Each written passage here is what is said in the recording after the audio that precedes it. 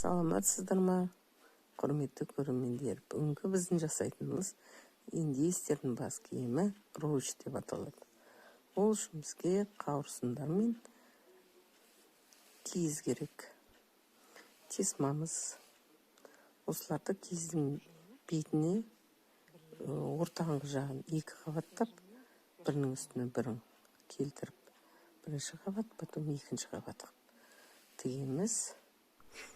Аяқ жақтарына уже бір қатарға кетеді. Өстіп тесмасымен біріктіріп тігіп тастаймыз. Одан кейін біз жолақшамыз бұл маңдайымызға киіліп тұрады. Негізгісі. Оны өзіміз өрімдер мен тесмалармен көркемдеп шығамыз. Сол негізгі бөліміне жаңағы тіккен қауырсынымызды біріктіріп тігіп шығамыз.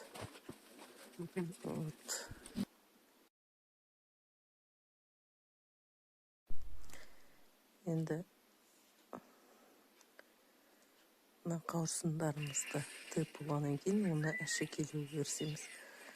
Жеке-жеке ақ қауырсындарды бөлек алып аламыз. Ұзын-ұзын ұштарымен кесіп салмаймыз. Сосын оларды бір-біріне екі қабаттап жабыстырып аламыз. Бір қабат болса, ол жіп-жұқа болып қалады.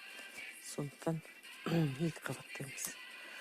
Соның үш жақтарын ұзын болғаны керек, өйткені бұл жерге қазір қызыл матамен орап тастаймыз.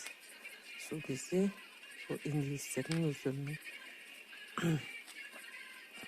жаңағы бас киімдерінде солай оралып тұрады жіппен. Енді біз оны жіппен орап отырмаймыз ғой. Бізге тез керек. Сондықтан біз кәдімгі қызыл матадан кесіп аламыз полоскалар.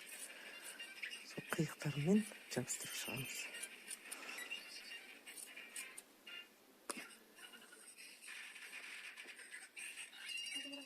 Ау! Что тебе так должны?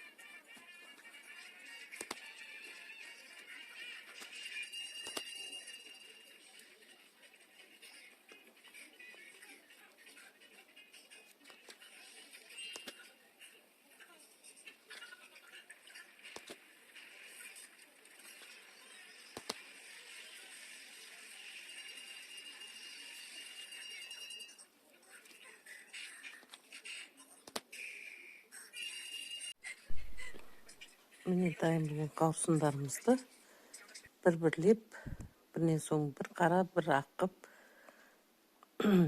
жабыстырып, тігетінін тігіп шығамыз. Түгілдей. Енді міне индеецтердің шапкілеріне ұқсай бастады. Енді оған біз тағы да екі жағынан салбырап тұратын салпыншақ жаңағы жүндер болады, құйрықтар, сондай біреу қауырсын іледі. Енді сондай қылып бізді келістіріп, құндыздардың норкалардың құйрықтарын іліп қойдық.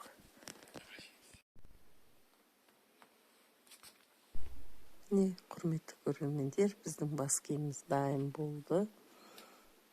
Өздеріңіз көргендей әдемі болып шықты деп ойлаймын.